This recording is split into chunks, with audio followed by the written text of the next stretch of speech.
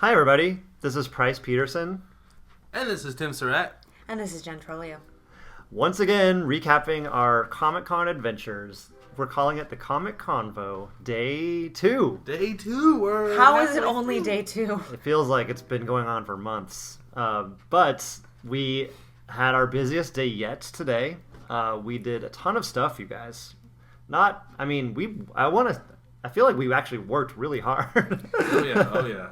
Oh, yes, we have. A lot of panels, a lot of press rooms. We covered a lot of TV shows, a lot of ground today. And good ones today. Today was probably the best day. Very good.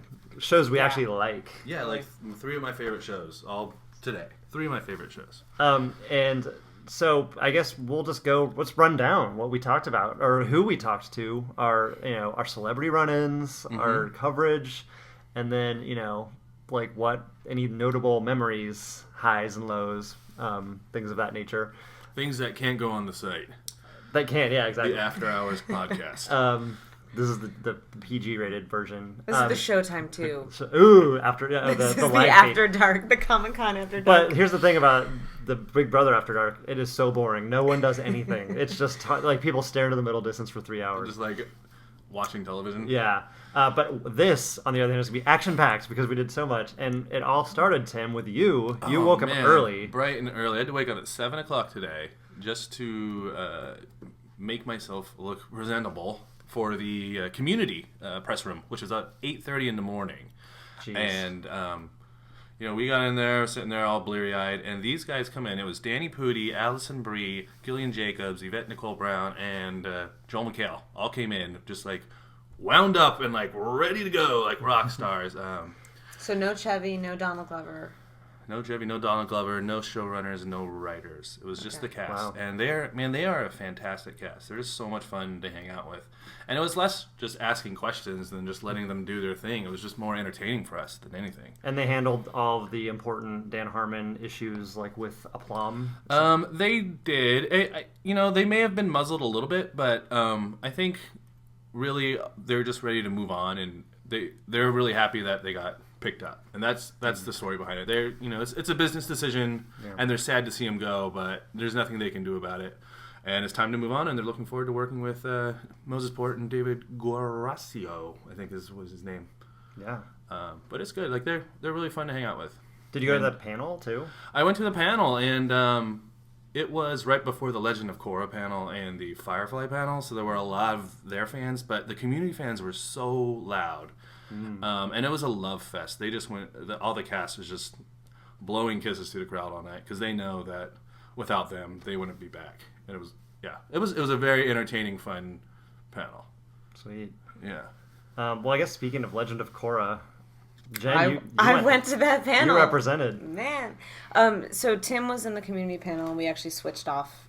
He had a go out and get food pass that he secretly handed to me. So then I went in and I sat, I did the Legend of Korra panel, and then I also did the Firefly panel. So you just stayed? You just stayed? Yeah, so that was the morning in Ballroom 20. It was Community, Legend of Korra, and then Firefly. Those are 3 weird back-to-back panels. They were super weird, and I actually spent like 15 minutes in the Ballroom 20 line this morning, like idiotically thinking that I might have a chance of getting into Community without some sort of access. People were lining up at like 7:30 last night because everyone was so excited about the Firefly panel. And it was just one of those, like, for every awesome thing that happens at Comic-Con, there's many instances of heartbreak, because I definitely... Yeah. I'm hearing some, like, really emotional stuff about the Firefly. Yeah, I mean, there's some really awesome stuff, and there's some really, like, oh my gosh, I'm really sad for this person. Because, number one, Joss Whedon, like, went out and, like, hung out with people in line at, like, 3 a.m. last night. He just showed up. He just showed up and, like, woke up people who were camping. What a jerk. What a real I'm going to Joss's house. Yeah. Later this week and wake him up. And then, like, that's so but cool. then when I was still outside this morning, there was, like, a lady with her 2 kids, and they really wanted to see Legend of Korra. And they were, like, dressed up. They had they had outfits on, whatever. And a guy came out and was like, very specifically, like, if you're in this spot, you're good. If you're in this spot, you are likely not getting into Ballroom 20 until 3 p.m. this afternoon. Which was after the Firefly panel? Which was not only after the Firefly, it was like Firefly and then Bones after that, I think. It was like, if you want to be here for Arrow or Breaking Bad, you're in good shape. And what time did we see Breaking Bad? 6:45. Wow. So, like, I mean, we're talking like a 10-year-old show here that is still attracting, like, legions of very devoted fans. Yeah. Actually, so it's a kid's show for all intents and purposes. Well, I mean, I was talking about Firefly. Oh, yeah. Oh, Firefly. Yeah, so it's incredible that, like, yes, they, absolutely. That show was as much of a draw as, like, you know, and even Breaking more Bad. so. Yeah. Even more so. It was a really good panel. It was it was really, really touching. Like, it was... Everyone's still really, like, the actors are really invested in it. The actors were really invested in it. Everyone on the panel, like, was tearing up at some point. That, you know, everyone in the audience, in the crowd, was just very invested. And it was, like, it was just heartwarming in many ways. I'm surprised they didn't cut it short because Summer Glau was there. It was canceled. So, the Legend of Korra, though, was it mostly children in the... No, not at all. And to illustrate that fact, at the very end of the panel, like, one of the directors of most of the episodes did this, like, exercise where she had the whole crowd doing, like, sound effects as if they needed crowd sound effects. And she split one of them up into, like, let's have all the ladies do it, and then let's have all the men do it, and then let's have all the kids do it. If you're under 16... And there were nobody. Crickets. I mean, absolutely. and then the whole cast was like, oh. But you said they did it was like kind of one of the better organized panels where they actually brought new content and they tried. Yeah, they had a ton of stuff. They showed it, and I took a bunch of photos, so I need to. I need to make a photo gallery and put it on the site. But they had all of the new character art for next season. They started out with like a table read of some of last year's best scenes. Then they showed all of the new character art, they showed new scene art, and they showed new animatics. And then they also did fan questions and audience participation stuff. So they fit a lot into that panel. Well, my first panel today was for Children's Hospital, but I actually came in at the tail end of NTSF SD SUV. I think you got it. I got it first try, colon. And that was actually, I mean, it was really fun to see, you know, first of all, I guess they have a really large cast. So they had a lot of people in. It was a huge ballroom. And Adult Swim, or representatives of Adult Swim, came out and distributed, like, white bags to everyone in the room. And the bags inside, it contained a wig and, like, aviator glasses. Really? And a comic book Why aren't you wearing this wig right now? I have it still. And so they had everyone in the room, we're talking, like, you know, hundreds and hundreds of people put on wigs and aviator glasses. And then they took a picture of the whole crowd. Like, it was this big en masse. And then we had to actually sign releases. So it was just this crazy operation, and it was really fun. And then right just back to back, the Children's Hospital people came out, and again it was just like really, really like cool and funny group of people. You know, like Rob Corddry, Ken Marino, Aaron Hayes, Lake Bell, and and it was so funny because when we were thinking about what shows should we cover today, I just decided to do Children's Hospital. I had a hole in my schedule, so I was like, I'll just do that. But then, like, then when I actually went into the press room to interview the people, I realized that these are the people that I want to talk to all the time. Like, they're some of the best people. Some of the funniest people. So I'm sitting across the table from Rob Corddry, and it's like, oh my gosh, why was this even a question before? Like, this is what I should be seeking out. And so I had some really good conversations with them. Rob Hubel, again, was hilarious. Ken Marino is amazing. I mean, I was starstruck, you know, and this is a tiny TV show, but it still was the highlight. It was like a huge deal. So that was really fun. And, you know, I don't know how much coverage, you know, is everyone else is doing at Children's Hospital, but I want to write about them all the time now. I just love them. They took pictures of us. Of all of you in the wigs. I feel like I saw that in multiple panels today, like at Firefly in particular. The people there loved everybody. Yeah, the people on the panel really want to be taping and taking pictures of the audience because they just like love the reaction. Yeah. In the case of Firefly, they came out with the cameras already up. That's funny. Like they didn't even like wait to come out and then get their phones out. Right. They walked out with like iPhones ready to go. From Game of Thrones, the sorry, this is horrible. I can't remember his name. Madden.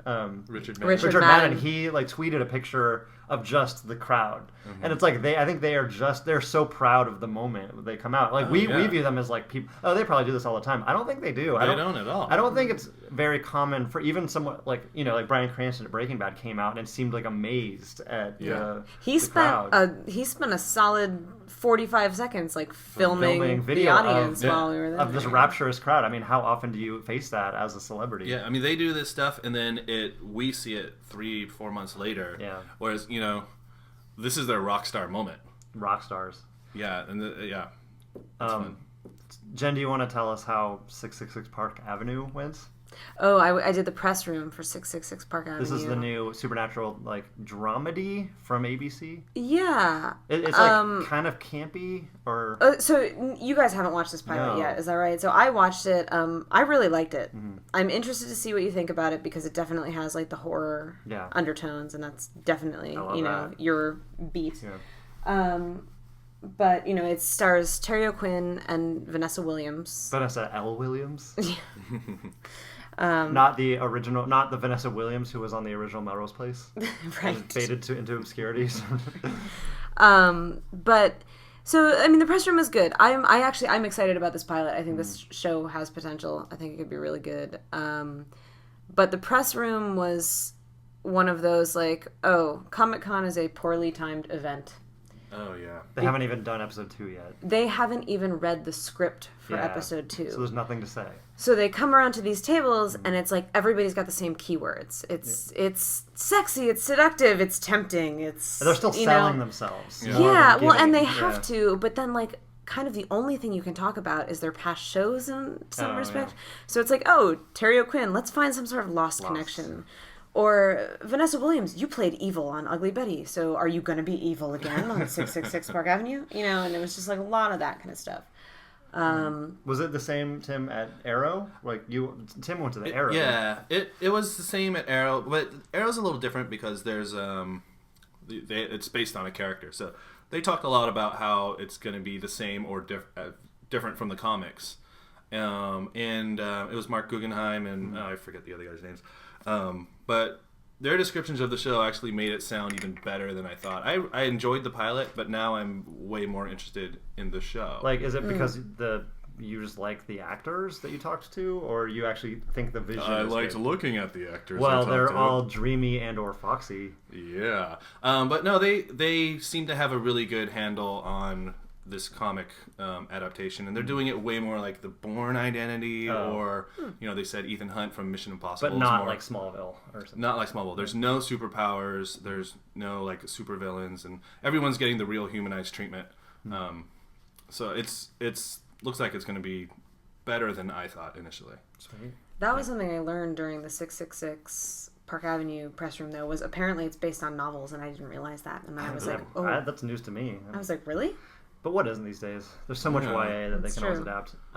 Speaking of, I guess, YA, I actually went to the Teen Wolf press room today, whereas yesterday was the panel. Today was the press room, and where I got to actually talk to the cast not one-on-one. Did it blow your mind? Yeah, they're attractive people. But on top of that, they're also very thoughtful and very articulate. I don't know why maybe I've lowered expectations. I watch these teen shows and I think the young actors, they just they get in their Escalades and go home. They're not very, but these kids are humble and smart and really enthusiastic about what they're doing. And I mean, I think it goes to show that it's they like making the show, and I think that's actually not as common as you think. I think a lot of people think I'm on CSI, but there are some people that genuinely like doing it, and so. But Dylan O'Brien was a big hit in the room. He plays Styles on the show. Tyler Posey was surprisingly fun. Is Styles generally the fan favorite anyway? Absolutely, right? Yeah. I mean, he's kind of the unofficial star, and Dylan O'Brien is going to be a superstar. In fact, he had to leave the interview early to hop a plane to Atlanta to be in a movie with Vince Vaughn and I guess Owen Wilson or something. So he's an up and comer. So Teen Wolf needs to make sure they lock him in if they want him in the future. But that was a really fun experience. Did anyone recognize you from your wonderful photo recaps? No. No. Maybe a couple other writers did, but that no. But well, that must be pretty cool. Yeah, I would would say, like, I mean, this is like inside baseball talk right now, but like one of the main things I've been enjoying about Comic-Con is meeting other writers who cover the same shows we do and who, our competitions, quote unquote. We have more in common with them than anyone, and it's like getting to match names with faces. Yeah. And it's actually really fun, and people by reputation, but. It's exciting stuff to listen to, I'm sure. But it has been exciting. They love it. Yeah, they love it. They're probably listening to it right now. Those other writers, right? They're reading Zap to it right now. Just kidding. No, don't. No, do. I don't know. TV.com is your homepage, right? But new topic. But another big one that happened today was Game of Thrones. Game of Thrones. We have to talk about that. Game of Thrones. I didn't go to it. I did. I had a conflict. Oh, I did. Man. I went to the panel. How was it? It was good. It was a little weird. Why weird? George R.R. Martin himself moderated, and he was adorable. Mm-hmm. He's maybe not the most skilled moderator ever. He was very giggly in a sense. Jolly, perhaps? Jolly, yes, you might say that. Bowl full of jelly, whatever comparisons you want to draw. But yeah, he in some cases had these like just kind of very like laughing one-on-one conversations with people on the panel that didn't necessarily play to the room full of just telling inside jokes all day. 1,000 people.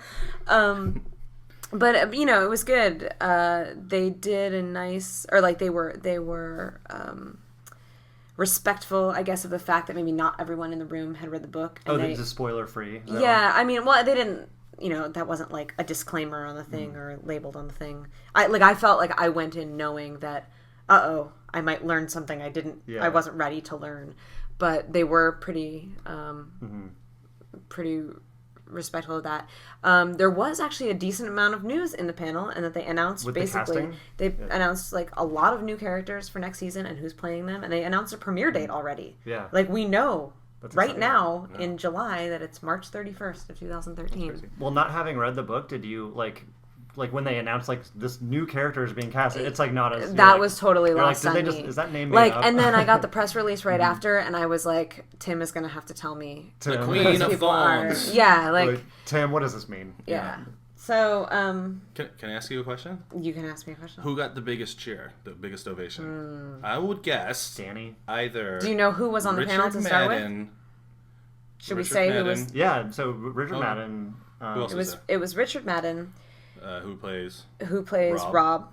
It was Alfie. It was Alfie Allen who plays Theon Greyjoy. Mm-hmm. It was Amelia Clark. Oh, I bet she got it. Who plays Danny, and who they made a point, or who Martin made a point of saying she's the only one brave enough to come to Comic-Con 2 years in a row. So it was like kind of a completely new panel from last year's Comic-Con lineup. And then it was, and I am going to blank on their names. It was the two beautiful redheads, Catelyn and Ygritte. Right. But no Kit Harington. Nope. No. My dear Jon Snow was not there. But Rob is a fine substitute. He's good. And people were very forthcoming with like yelling out taglines, like. Lots of people were yelling, King of the North! King of the North, and the North remembers. Whatever. Yeah. Winter is coming. And no, not one person yelled Winter is coming. I guess you have to, you don't yell that, you just have to like murmur it in like ominous tones. There was a question to Ygritte, and I don't remember, or the actress who plays Ygritte, I don't remember what the actual question was, but it was like, can you tell me this, and then can you also say that I know nothing? And there was like definitely some wishful filming going on. But who got the biggest ovation? I would put my money on Richard Madden, but actually now Amelia Clark. Clark. I bet the men in the room, or it's I bet between women. Those two, certainly. Rob, as King of the North, has more taglines to yell, but I think Danny might have gotten a little bit more. Where are my dragons? Yeah, exactly. And there was another cast member in the audience. Didn't yes, even get to the panel. Hodor. Oh, wow. Hodor was in the audience. They just like somebody mentioned him, and then all of a sudden he was like standing up and waving. And of course, he's enormous in real life, just like he is on the show. And George R.R. Martin was made a joke about how he's still learning his line. That's good. What a cut up, that Martin. He's a giggler. Speaking of big laughs, Oh. The Walking Dead.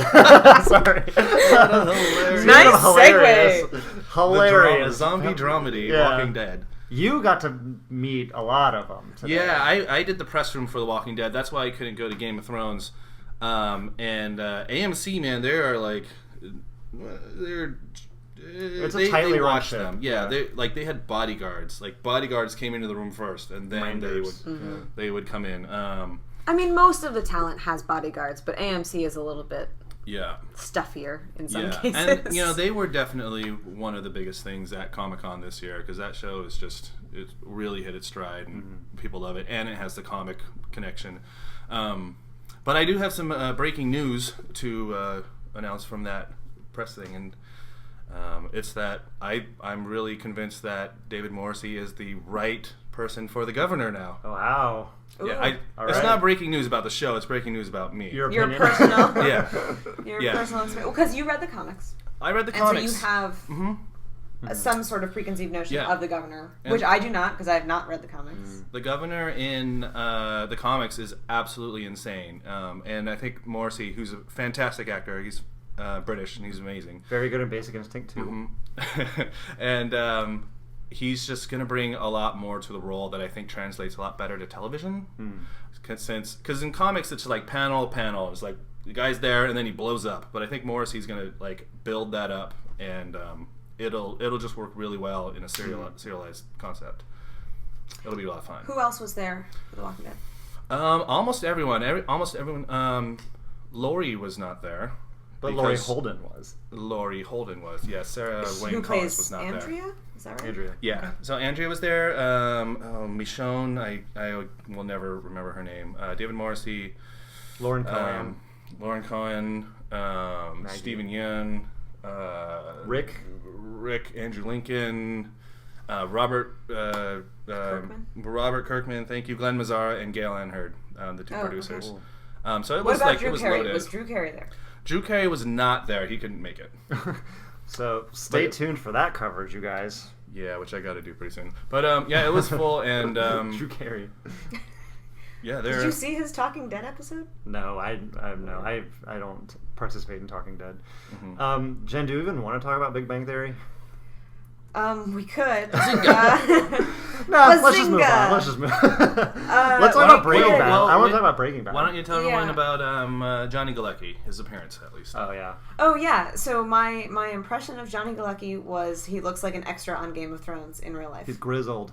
Yeah, I mean it was almost as if the guys on the show in their off season are like, we are not these people, and we are going to grow as much facial hair as humanly possible. They're way cooler in person looking. Oh yeah, right? they were great. They were great. They were getting some, like silly questions, and they seemed like they would all be awesome people to have beers with.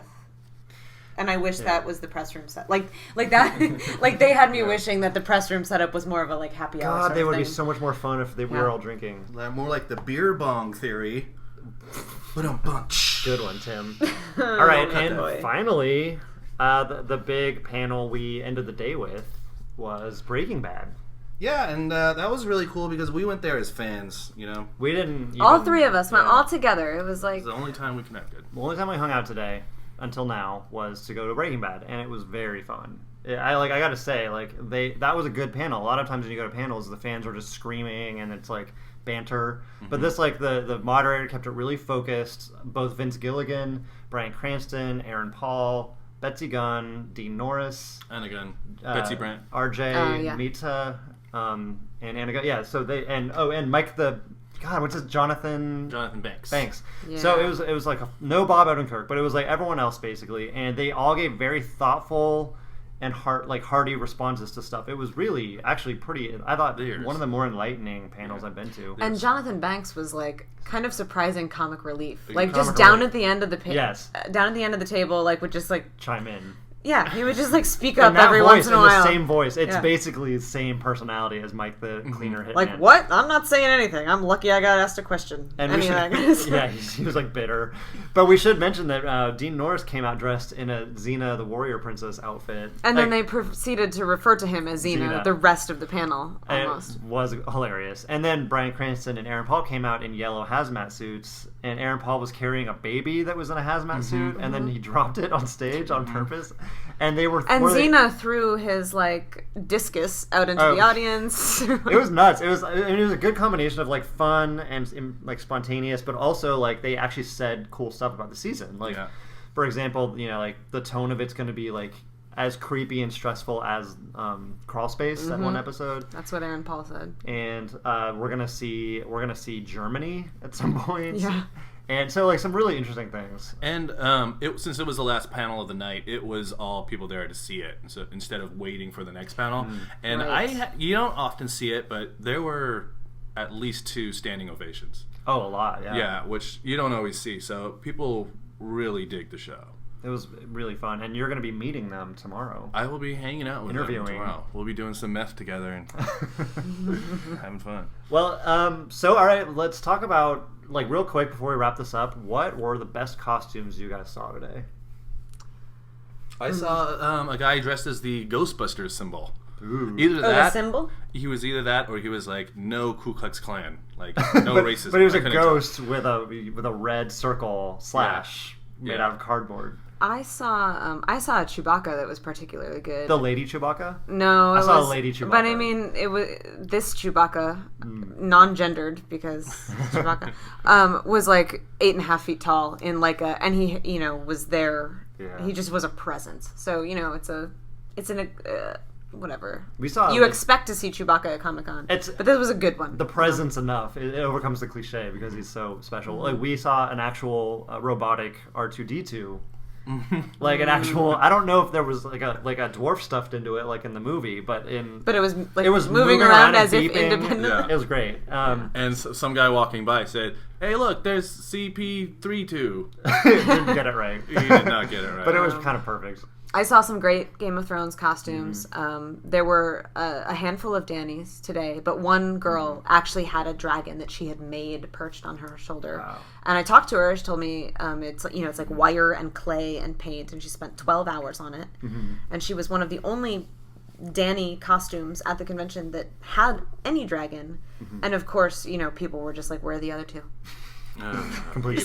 But her costume was really good. My kind of favorite trend is the gender reversed versions of things. So when we saw the female Tobias Funke Blue Man, You saw a female so Blue Man Tobias Funke in Blue Man makeup, but a girl version. Yeah, that's cool. In the denim shorts. The denim shorts. I saw a female Loki from the Avengers, and again yesterday I saw the female Castiel. Once I had been to the Legend of Korra panel, I felt like I was seeing Korra everywhere. Right. I did not see any male Korras though. There was no gender. That's reversal riskier. there. Yeah. And then I guess it's not a Comic-Con bow without talking about what celebrities we just happened to run into outside of professional circumstances.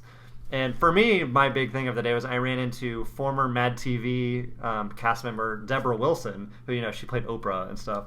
And I ran into her just like in a lobby, and I made her take a picture with me, and she was really hilarious. Awesome. I get starstruck by people like that I just. And this is like happenstance as opposed to like you're sitting next to them at a press round table. It's out. There are no handlers or anything like that. And then I tweeted this a second ago, but when we were getting drinks at our hotel bar, like Adam Scott came up to the bar and ordered a drink, and then brought it back to his table where Lizzie Kaplan was sitting. That was pretty amazing. Yeah, so like that gave me chills. I was like, they hang out in real life. Like, it's cool.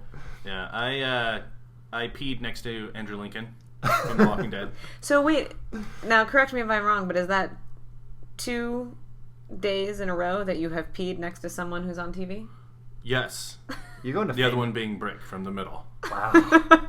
Tim, that's pretty impressive. Yeah, can't beat that. All right, well, let's end on that. That's been day 2. We saw a lot and did a lot, and we peed a lot, and it was a great day. So thanks for listening, you guys, and we will be back tomorrow with another big one, Vampire Diaries, I'm telling you. So until then, goodbye.